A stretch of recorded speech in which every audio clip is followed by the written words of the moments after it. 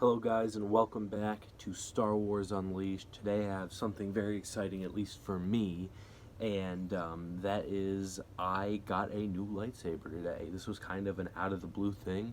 I was talking with my girlfriend and I joked about it, and she said, well, why don't you just do it? And I'm like, really? I'm like, yes! So I went ahead and I purchased myself the Ultrasabers Guardian. Now, a lot of you will probably know what this hilt is. This is Obi-Wan Kenobi's hilt from Phantom Menace and Attack of the Clones. So his first two lightsabers were styled almost identical to this. And it's been one of my favorite lightsabers for a while. I've considered getting it for well over a year now, and I hadn't. I decided to get my other lightsaber converted, which I love, but I finally jumped on this, and let me tell you, I just received it.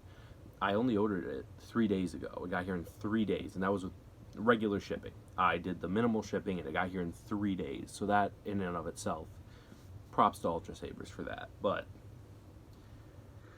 this lightsaber is one of the finest looking pieces that I have ever seen in my life. It's so nice to see and hold in your hands, and there's so many little details on here that make this lightsaber more than worth it. So let's go with the rundown of what I got on this lightsaber real quick before I get into my thoughts on it even more. So I didn't go for the nickel plating. It was 35 bucks more, and that was the main reason why, but I think it looks fantastic without it anyways, and at one point I will turn the light on a little bit more so you can see more of what this looks like, but I think it looks fine without it. Some people have said that the nickel plating really does add a lot to it, but I think it's more of a style preference thing, and if you want to pay the money for it. I got Obsidian Light Sound because I'm not one to mess with sound fonts or anything. I'm fine with what they give me. As long as it has sound, I'm happy. Guardian Blue Blade, I got the standard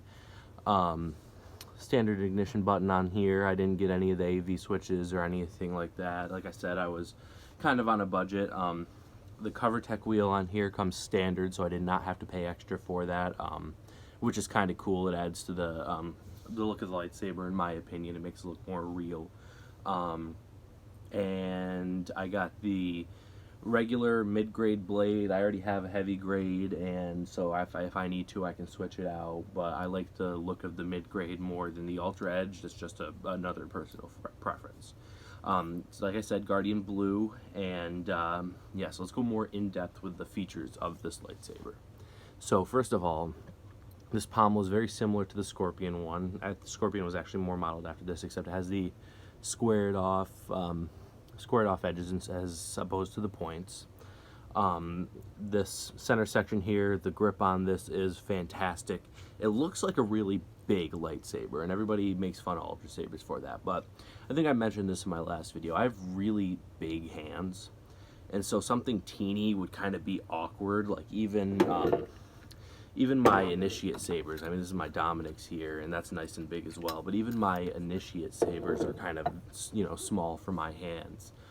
So this is a bigger lightsaber, but for me, it works perfect. There's a nice choke point right here for one-handed dueling, and it's also great for two-handed dueling. So I did a couple spins with this as soon as I got it, just out of excitement, and it spun very well, better than I was expecting.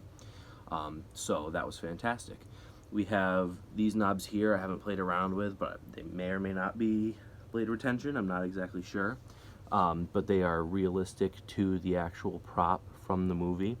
There's this nice red like jewel in here, which gives a nice effect on that as well. I think these are the main retention screws, and then there are the well, you'll see. The Guardian Blue, as always, looks fantastic. I have one other saber in the Guardian Blue, and I love it. As you can hear, it's very loud. And what I was saying you would see is it has these neat little holes for light here, for the accent lighting. And I really like that.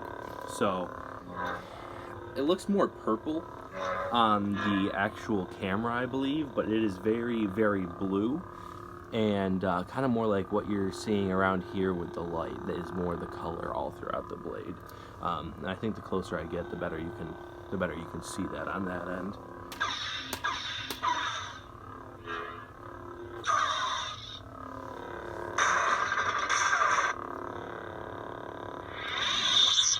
So yeah, as I was talking about with size, this is more comparable to, say, the Scorpion, which I have over here.